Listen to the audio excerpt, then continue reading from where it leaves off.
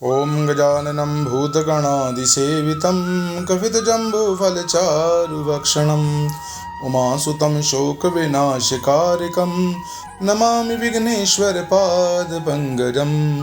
बोलो गणपति भगवान की जय, लक्ष्मी नारायण भगवान की जय। मित्रों, आज मैं आपको सुनाऊंगा पुरुषोत्तम मास महात्म का 15वां अध्याय। श्रद्धा भक्ति भाव से सुने। इस अध्याय सुनने से मनुष्य के संपूर्ण मनोरथ पूर्ण होते हैं। भगवान की अपार कृपा उन पर सदैव बनी रहती है। श्री नारद बोले, सुदेव शर्मा ब्राह्मण हाथ जोड़कर गदगद स्वर से भक्तवत्सल श्री कृष्ण देव की स्तुति करता हुआ बोला, हे देव, हे देवेश, हे त्रिलोकी को अभय देने वाले, हे प्रभु, आपको नमस्कार है। हे सर्वेश्वर, आपको नमस्कार है। मैं आपकी शरण में आया हूँ। हे परमेश्वर, हे शरणागत वत्सल, मेरी रक्षा करो। ये जगत के समस्त प्राणियों से नमस्कार किए जाने वाले, हे शरणागत में आए हुए लोगों को अभय देने वाले, और आपको मेरा नमस्कार है। आपकी जय हो, आपकी जय हो।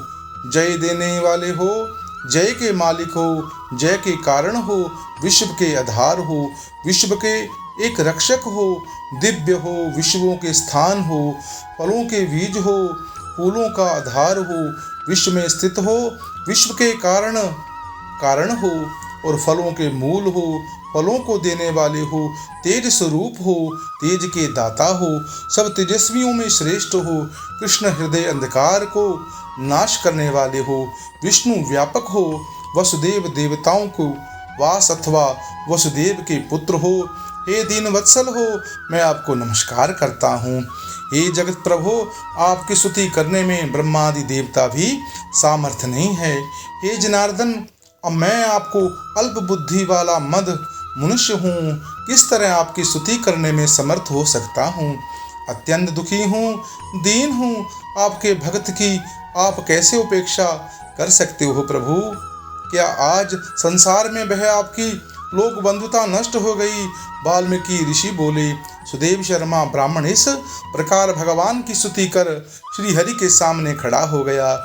हरि भगवान उसके वचन सुनकर मेघ के समान गंभीर वचन से बोले। श्री हरि बोले, हे वत्स, तुमने जो तप किया है वह बहुत अच्छी तरह से किया है। हे महाप्राज्ञ, हे तपोधन, क्या चाहते हो सो मुझसे कहो। तुम्हारे तप से प्रसन्न मैं तुमको वर दूंगा, तुम्हारी मनोरथ पूर्ण करूंगा, क्योंकि आज पहले ऐसा बड़ा भारी कर्म किसी ने भी नहीं किया। सुदेव शर्मा बोले, हे नाथ, हे दीन बंधो, हे दया निधे, यदि आप प्रसन्न हैं तो हे विष्णु, हे पुराण पुरुषोत्तम, आप कृपा करें, मेरे लिए सतपुत्र दीजिए। हे हरे, पुत्र के बिना सूना सा गृह आश्रम धर्म मुझको प्रिय नहीं लगता। इस प्रकार श्री हरि भगवान सुदेव शर्मा ब्राह्मण से वचन को सुनकर बोले। श्री हरि भगवान बोले, हे द्विज, पुत्र को छोड़कर बाकी जो न देने योग्य है उनको भी तुम्हारे लिए दूंगा, क्योंकि ब्रह्मा ने तुम्हारे लिए पुत्र का सुख लिखा नहीं है।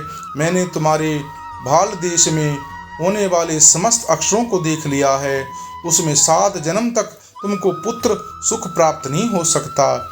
इस प्रकार वज्र प्रहार के समान निष्ठुर हरि भगवान के वचन को सुनकर जड़ के कट जाने पर वृक्ष के समान वह सुदेव शर्मा ब्राह्मण पृथ्वी तल पर गिर पड़ा, और पति को गिरे हुए देखकर गौतमी स्त्री अत्यंत दुखी हुई और पुत्र की अभिलाषा से वंचित अपने स्वामी को देखती हुई रुदन करने लगी। कुछ समय बाद धैर्य का आश्रय लेकर गौतमी स्त्री गिरे हुए पति को बोली। गौतमी बोली, हे नाथ, उठिए उठिए, क्या मेरे वचन का स्मरण नहीं करते हैं। ब्रह्मा ने भाल देश में जो सुख दुख लिखा है वह मिलता है। रमानाथ क्या करेंगे, मनुष्य तो अपने किए गए कर्म का फल भोगता है। अभागे पुरुष का उद्योग मरण सन पुरुष को औषधि देने के समान निष्फल हो जाता है। जिसका भाग्य प्रतिकूल उल्टा हो उसका क्या हुआ, सब उदेग व्यर्थ होता है। समस्त वेदों में यज्ञ दान तप सत्य व्रत आदि की उपेक्षा श्री हरि भगवान का सेवन श्रेष्ठ है, परंतु उससे भी भाग्य बल श्रेष्ठ है। इसलिए हे भूधर, सर्वत्र से विश्वास को हटाकर उठिए और शीघ्र देव का ही आश्रय लीजिए, इसमें हरि का क्या काम।